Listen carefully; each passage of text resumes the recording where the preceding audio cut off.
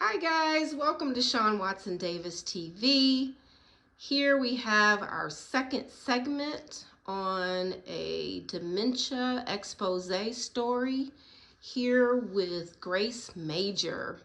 Welcome back, Grace. Thanks, Shawn. For take two, right? Part two. We are going to discuss caregiver impact.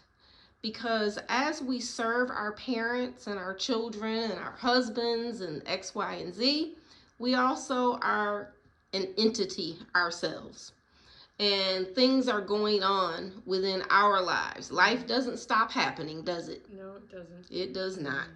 So during the 9 years that you were caring for your mother in your home, tell me about the impact on you as an individual.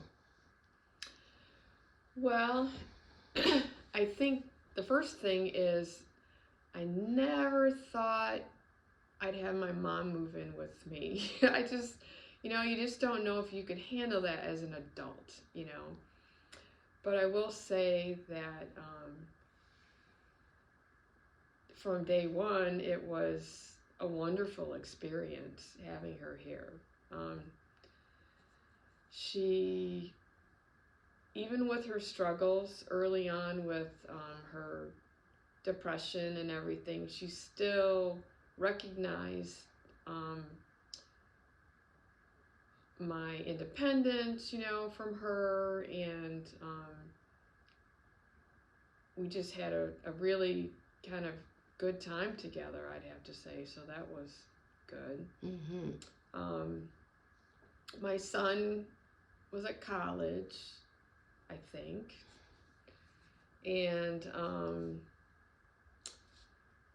so it was just me and my husband here, and so my son was in and out, but my husband was extremely supportive of having her here.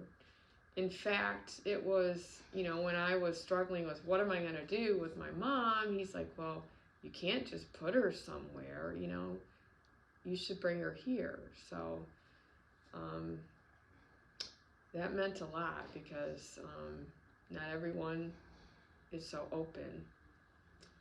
Now, I will say he helped, but I did most of the work, but just the openness of having her here, and they did get along pretty well.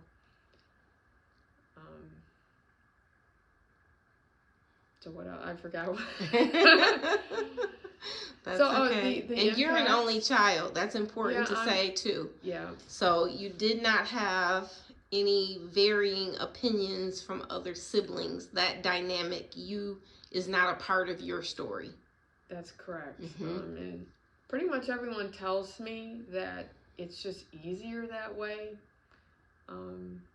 My husband has 5 siblings, and I don't know, it seems logical to think that it would be a lot easier with more, but it seems that that's not true. And but yeah, so it was me, and and early on my mom was able to take care of herself. She helped out around the house. She refused to cook, said she did that long enough. But she did dishes and she did laundry, and she'd walk in the neighborhood. We'd walk in the mall together, and we went shopping together. So it was okay. She couldn't be by herself living, but she certainly could be home alone. And just as she got older, she struggled more physically and mentally too. So, but I worked full time, and my husband worked full time, and we often worked 6 days a week, and 8 to 10 hours a day. So, yeah, it was a lot. Absolutely. Yeah. My job was very supportive. Like I could leave anytime I needed to for appointments, and that meant a lot. yeah, my team was supportive, and yeah, that can make a difference. Absolutely. Absolutely.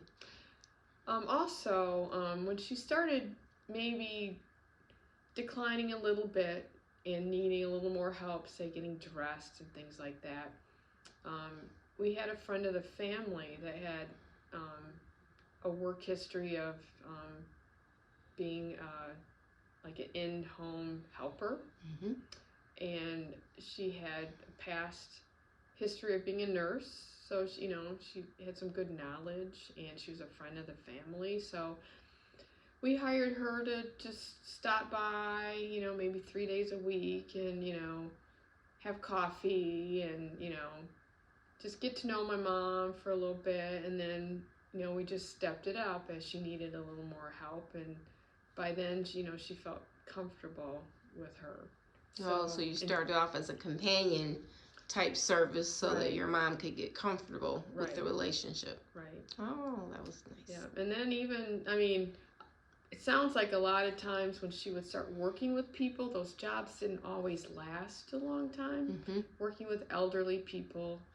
Are you talking about the caregiver now? The caregiver, okay. Right. So, but she ended up being here, I don't know, 5 or 6 years, I think. Okay.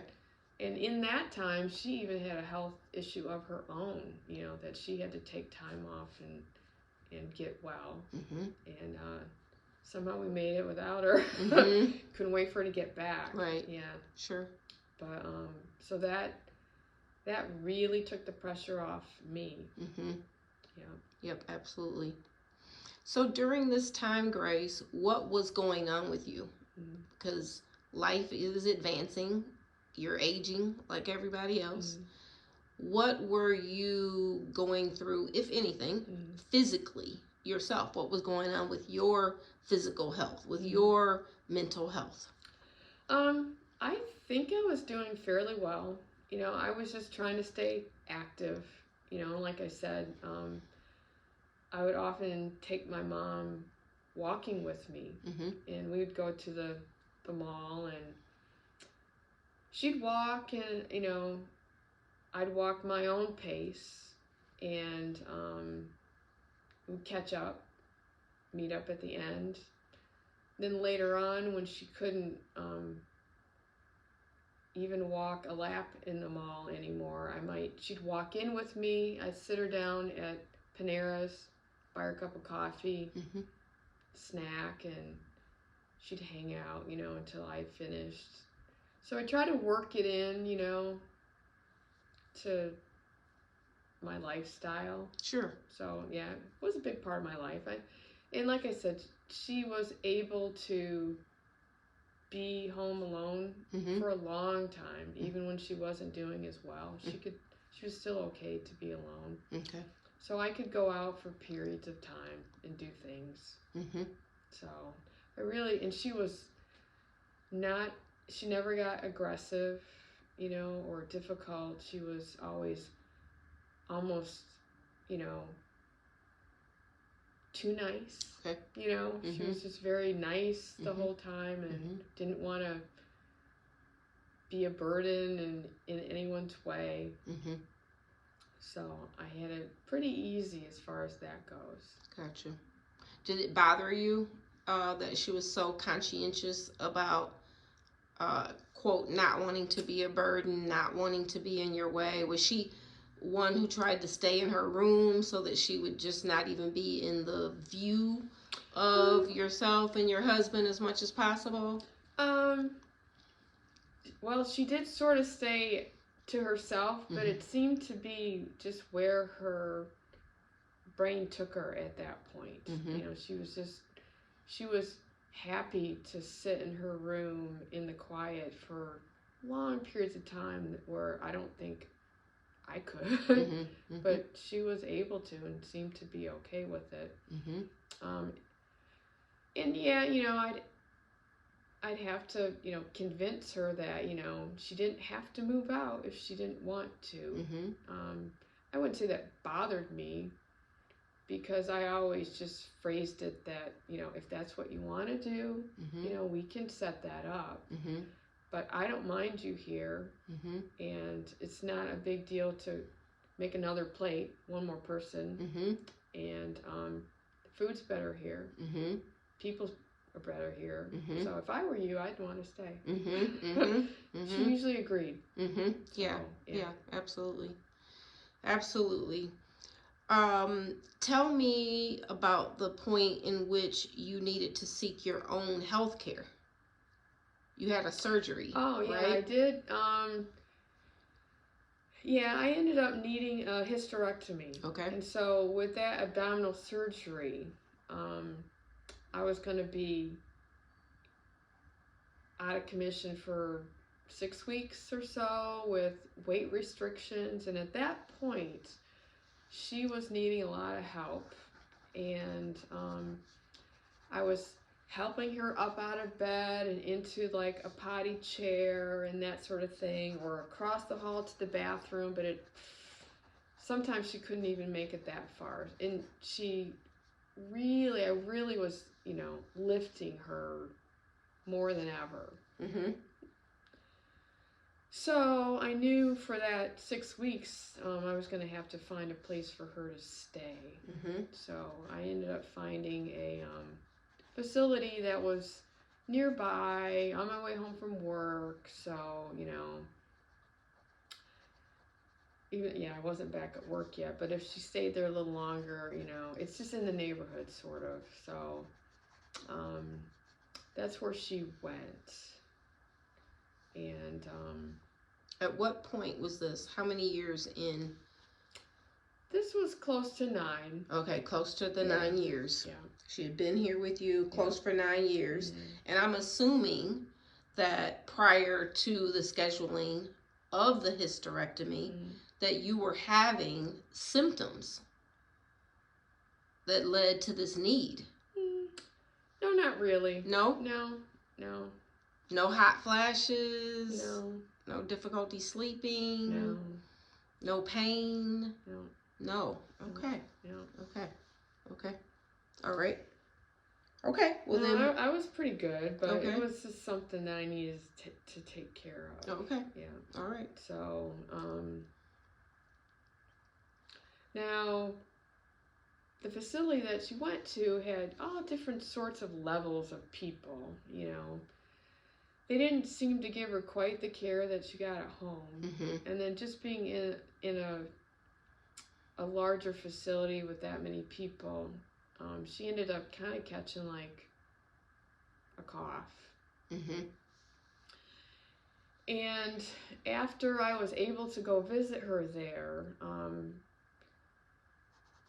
I was concerned that she wasn't moving around enough. So I was trying to get some physical therapy set up for her there. Okay. And when a nurse came in to do an evaluation, check her out for that, she noticed that she had some blisters on her heels. Okay. So, in the 2 weeks or so that she had been there, she had gotten these blisters from the bed, I guess. And I mean, she had been at my house for 9 years and never even a pink spot anywhere. So I knew the care wasn't like home. And from there, we decided just to take her to the ER. And that just was the beginning of a spiral. So what led you to take her to the ER? Was it the coughing? The combination of the cough and the blisters. The nurse felt they were pretty bad. Okay. And so it felt more emergency oriented versus setting up an appointment with the GP. Yeah. Okay. It was that bad. So, wow. Yeah. So you were. And it was, alarmed when you saw this.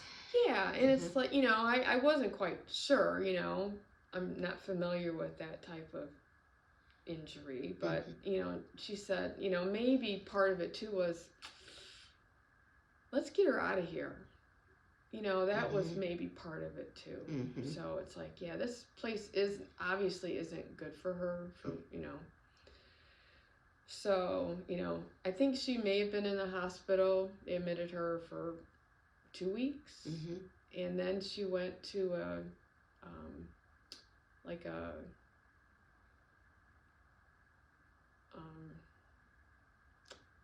care facility. Okay. What was the name of the place she was in? The first place. I can't remember. Okay. But you said it was a rather large place. Yeah, there were a lot of people there. Okay, a lot of people were there. And there was a person across the hall that I knew from a function that we had done in the past, and she sort of used the place as almost like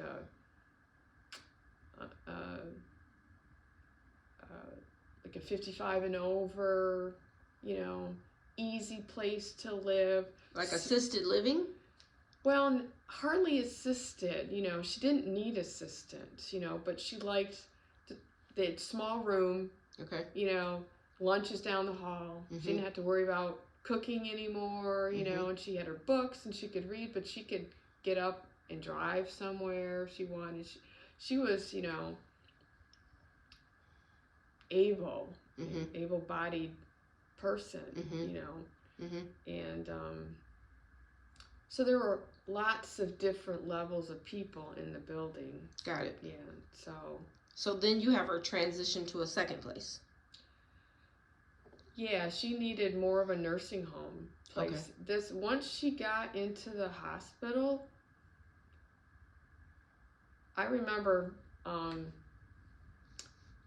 going there that night and like giving the nurse on duty like her background, just because I felt it was important that they know, what had just happened, and I think they were asking me if she spoke, and it's like, what do you mean, So after being in this one facility for 2 weeks, and I don't know what happened, but she stopped talking. Wow. Yeah. And I think one day at the hospital they said she got a little chatty, but other than that I don't think she spoke. And then she sort of got physically worse from then on, and she went into a facility that she probably lasted about 2 months in before she passed away. Okay. 2 months, so 2 weeks in the first facility. Yeah. And then 2 months in the second facility. Right. Okay. And how did things go in the second facility? I was fairly pleased. Okay. They were very attentive, I thought. Okay. Yeah. I know she had a roommate for a while, who had dementia. Okay. And so, every day was a new day. Right. To her. But that was okay. Yeah. It was clean, and they were attentive, and they listened to me, and so, yeah, I can't complain about that place. Got it. First place I could. Sure, absolutely. Yeah. And in both of these places, were they attentive to a diabetic diet? Was there anything spoken about that?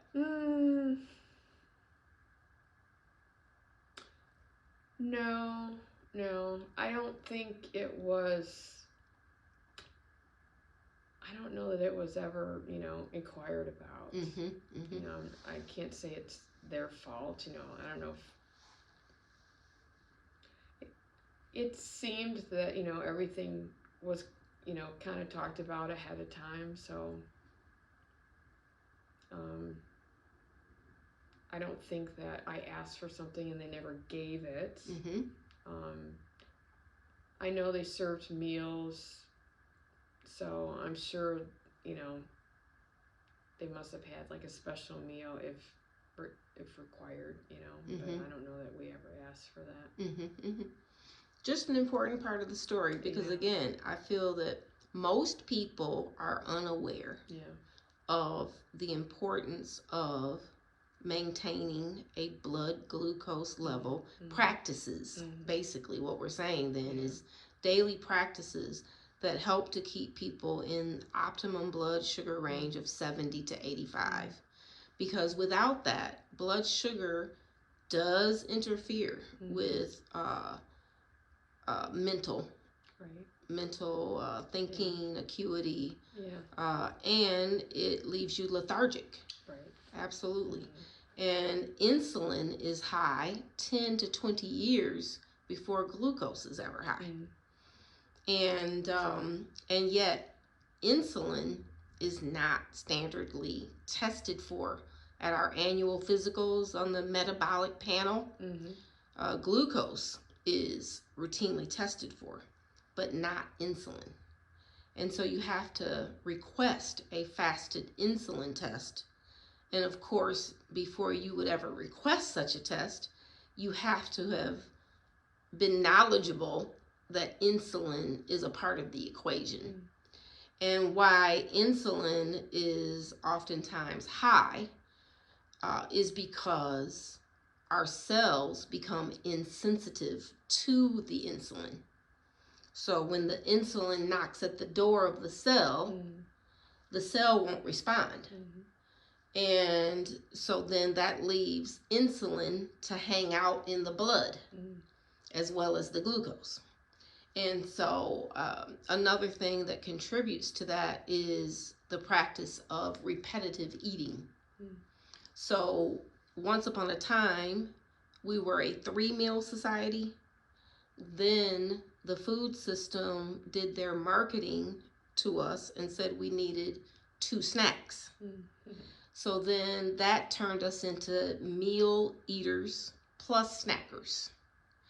And that maintained the insulin as high. It never got the opportunity to fall. And so the 5-meal-a-day snacking system also put us into this diabetic state that we're in. So these little details that there's just no way for us to know. Breakfast also turned into cereal and bagels. It went away from eggs and bacon to cereal and donuts and egg McMuffins, always something with bread. And then lunch had always probably been bread sourced for, in the modern world, a sandwich of some sort, a sandwich, a sub, a wrap, right? And then dinner became, and probably had always included bread, cornbread, rolls, macaroni and cheese, pasta, some type of pasta dish, some type of rice dish. And a lot of these stretch foods got introduced when families became larger. And so families wanted a way of stretching the food where people could be satiated off of the less expensive meat products. And all of these kinds of changes to eating, because when you think about the original man and woman being created, there's the plants there, there's the animals there, there's no pasta, there's no rice. Even the cowboys ate pork and beans. They didn't eat pork, beans, and rice, you see. So these things changed on us without thought to the average person at all. But they changed then the health outcomes that started to happen in the human population. So again, we can't do anything about things that we don't know. So I asked that question because I want to have the opportunity for the viewers to know more now than we knew then. So going back to the focus, which is the impact on caregiving. So now you are your mother's only daughter. You and your husband have welcomed her in. You now, 9 years later, find yourself in need of health care that is going to cause you to need respite for 6 months, 6 weeks, right? And so you then have to entrust your precious mother to an institution. The first institution lets you down severely. You check on her in that 2-week period. You're alarmed by what you see. You take her to the ER. You ultimately conclude we need to find another place. She's transitioned, and 2 months later, she's deceased. Tell me about how you felt about all that. Well, I see how no one loves you like family. To a lot of the people, especially at the first facility, it just felt like, it was just a job to them. And when you're family and you love someone, you do more than just a task, so you could really tell the difference, when I would visit her at this facility and someone would come in, it was just like they're doing a job, and it doesn't cut it for someone, that needs help. So it really felt like they killed her. So I remember you saying that you would find even like the paper on the straw, indicating that they had never put the straw to her mouth. Yeah, one day I went to visit, and she was sitting in a wheelchair, because that's how they carted her around, and in her room, and there was a cup of, the styrofoam cup of water with the straw, with the paper on the straw to, prove that it's clean. And it was a styrofoam cup, right? Right. And it was probably 6 feet away from her. But, she doesn't use a wheelchair, and mentally she wasn't capable of getting to the cup of water, and knowing what she had to do to get to the water. And not even, I don't even know if she could, I don't know what would go on in her mind, looking at this cup of water, and I'm thirsty, but I can't figure out how to, I don't know what went through her mind. But I walked in, and it's like, I saw her, and I saw the cup, and it's like, are you thirsty? And she nodded. So it's like, let me give you your water. And it's like, I wondered how long she had been there thirsty. But they were able to check the box that said I delivered water to room whatever. That's right. So that's the difference between, a job and having someone that cares about you taking care of you. Correct. This point is another point I want to drive home. The cups should be clear. The eyes of the staff and the visitors should be able to see the level of fluid in the water, because it's a trigger for us, for our eyes to be able to see whether or not any water has been drank and how much. Let me ask you, Grace, how many times throughout the day do you estimate that you drink? That you pick up a glass to take a drink? How many times do you estimate doing that? maybe a dozen, maybe. Okay. So, if your mom is in this place for 2 weeks, you go in and you observe this styrofoam cup with the paper on the straw. Can you imagine how little fluid she took in over those 2 weeks? Yeah.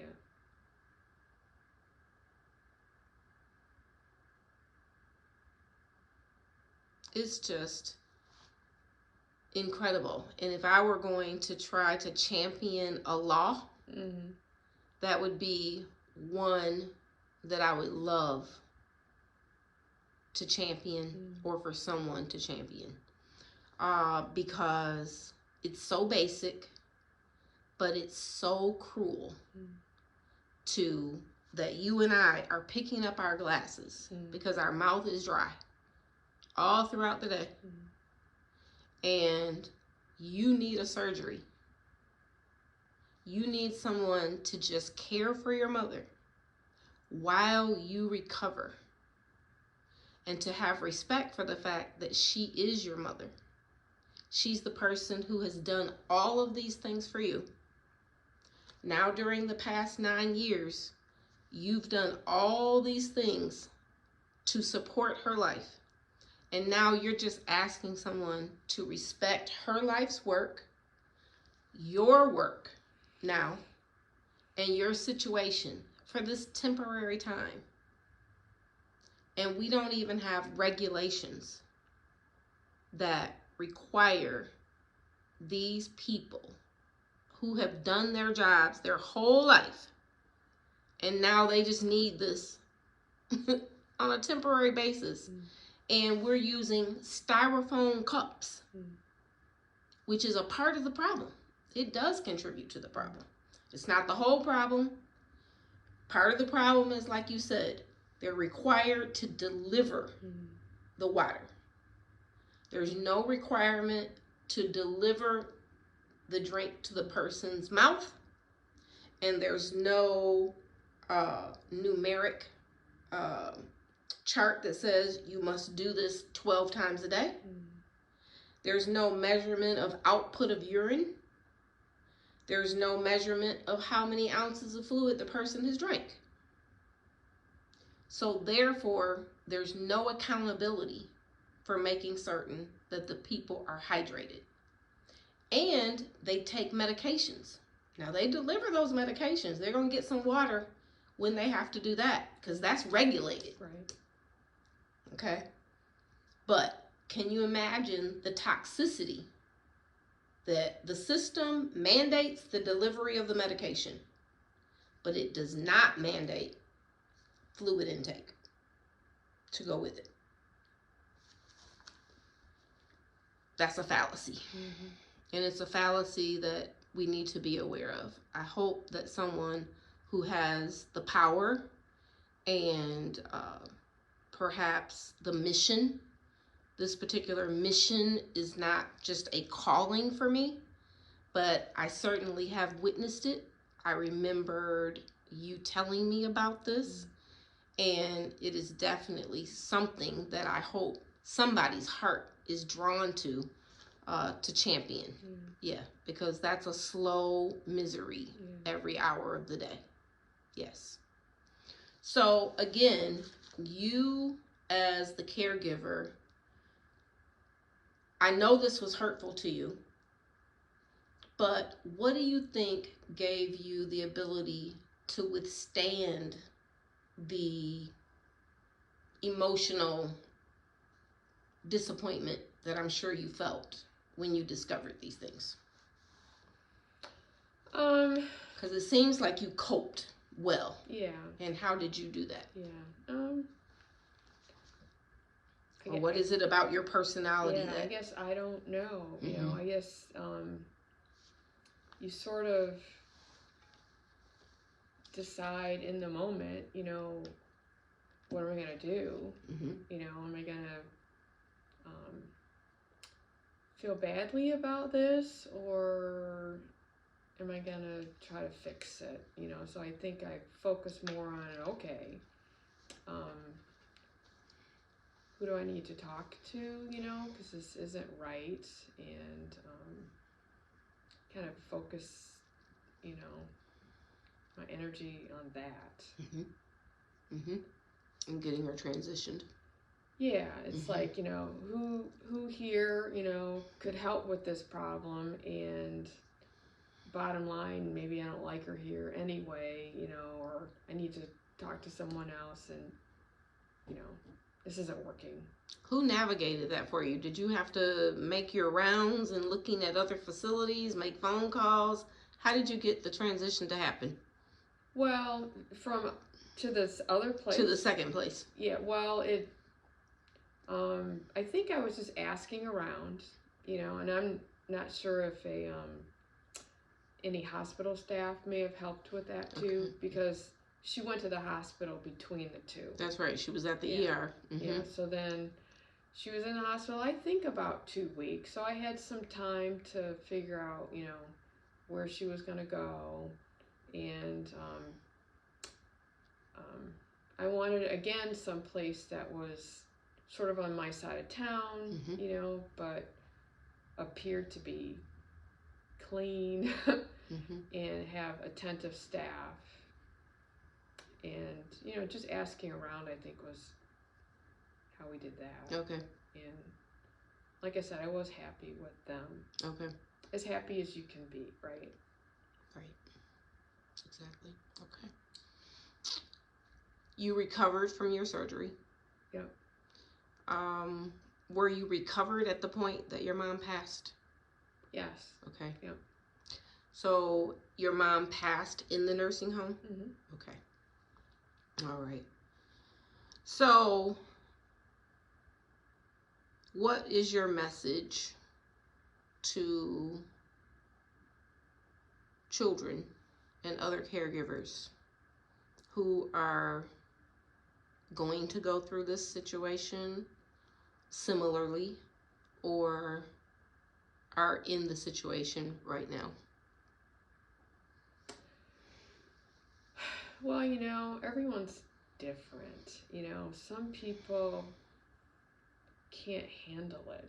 They don't want to talk about it. They don't want to see their family member in that state, which is unfortunate. But I always felt like I was fairly practical about it, and I think it helps to maybe think of it in a practical sort of way. It needs to be taken care of, and no one can do it better than a family member. And it does seem to help if not too many people are involved with, taking care of details anyway.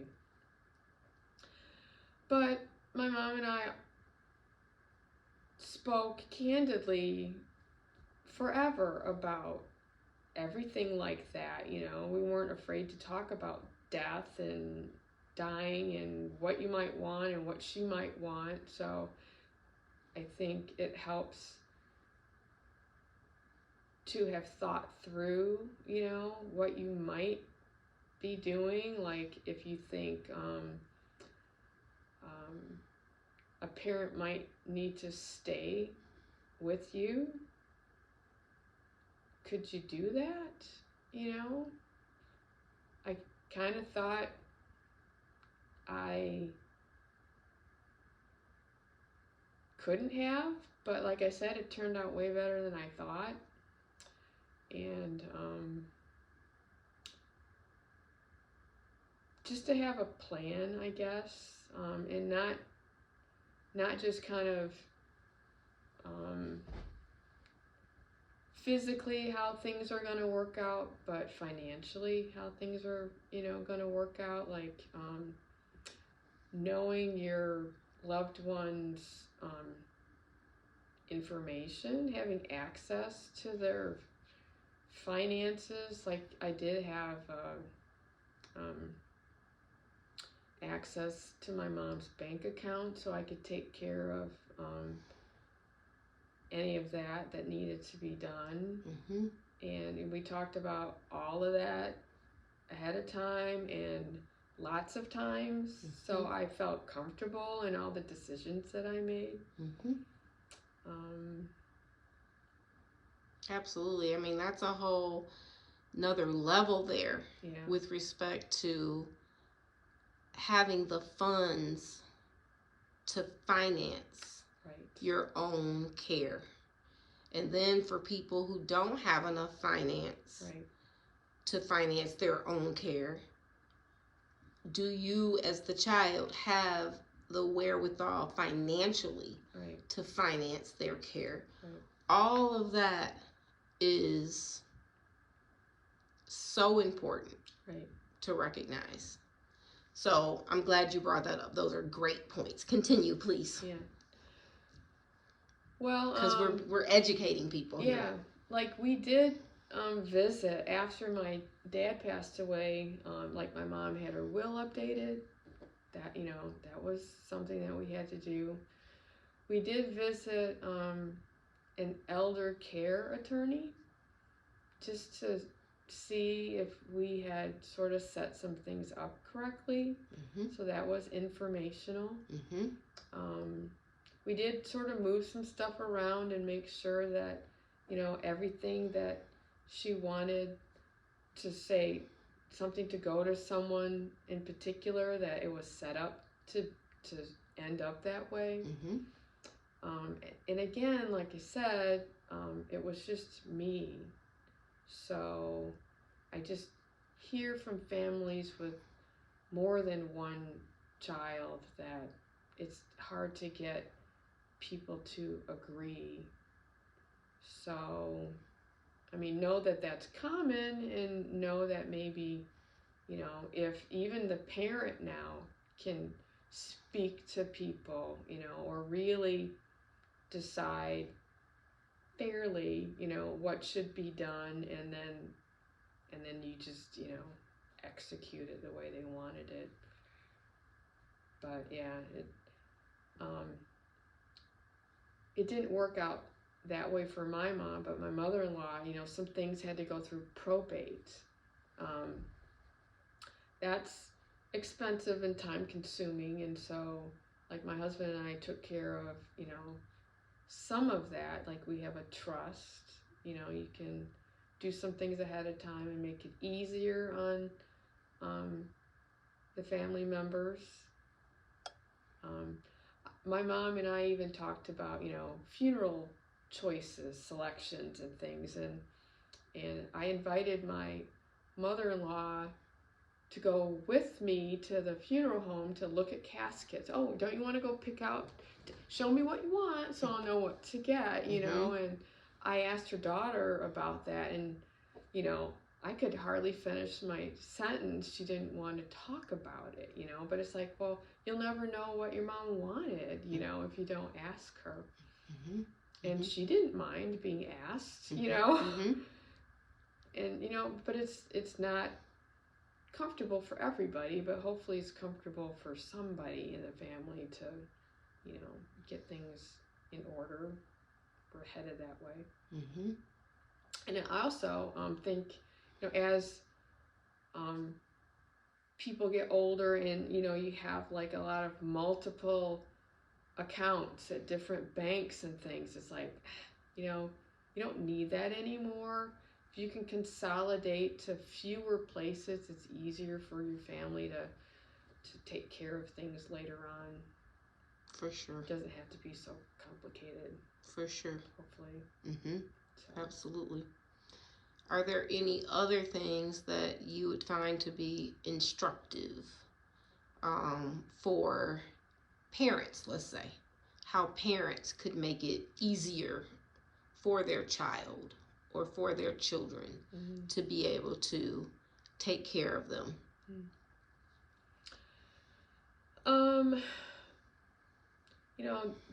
Probably personality has a lot to do with that, but I think it's nicest, you know, if families can kind of come back together. But that doesn't suit everyone, kids or parents. Some parents don't want to, you know, move in with their kids. You know, even if they have to, they don't want to. But it kind of makes you think again. You need a plan. You know, if that's not what you want to do, decide what you do want to do, and let them know what you want to do, and try to, you know, set things up so that's going to work out. You know, you never know what's going to happen, but you know, if you can, you know, set aside some money for something. You know, this is to be used for, you know, me when, you know, I can't live by myself, but I don't want to live with you. You know, here's this money set aside for that. You know, something like that. Yes, because everything has to be financed. Right. Even though you're old and you're sick, life does not just take care of you financially because you're old, disabled, unable to take care of yourself. Still, everything, every single thing has to be financed. It does. It does. And did your mother happen to have long-term health care insurance at all? No, she didn't, but she did have a good health medical policy that took care of a lot of stuff. And that was grandfathered in from my dad's policy that he had. So she was really lucky to have that. Was that an annuity type policy? No, I'm just talking about her medical care insurance. Okay. She didn't have anything, any sort of long-term care insurance. Okay. So when she left the hospital and went to the rehab or facility, I believe there's something a nurse told me once about, you know, once you leave the hospital, you can get like 100 days or something in a rehab facility as part of your insurance. You know, kind of like a, you know, intermediate step care on your way home. You know, you can, and it's paid for typically by insurance. But so I thought we had like 100 days to figure out what was going to happen after that. But I learned that they said that's only when you're getting better. And they said she wasn't getting better. So therefore she had 14 days. Way less than 100 days. And they were going to kick her out, basically. Or she would have to start paying out of pocket. And it was a nice facility, so it was, I think it was in the neighborhood of like $10,000 a month. So, you know, I was trying not to do that, but in the interim, one of the facilitators at the facility recognized that her insurance was an older type policy that had a little special caveat that if it's an end of life situation, they would pay, I think it was 7 months in a facility. Okay. So that's how we kind of handled that. It was a little lifesaver raft there. Yeah, it was a little eye-opening because, you know, I guess I didn't realize that it was that dire at that point, but looking back, I should have. But so we quickly signed her up for hospice, and that was enough, you know, to allow the insurance to cover the expenses of her even to stay at that facility.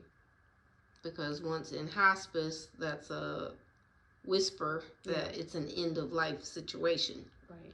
Mm-hmm. Right. Mm-hmm. So I was glad that we took her there to begin with, because she was able to stay there. Mm-hmm. You know, mm-hmm. That's always been like a worry of mine. You know, it's like to get to that stage and either not have enough money or have no money and be in a facility that isn't as nice as you'd want. Mm-hmm. Mm-hmm. So. Absolutely.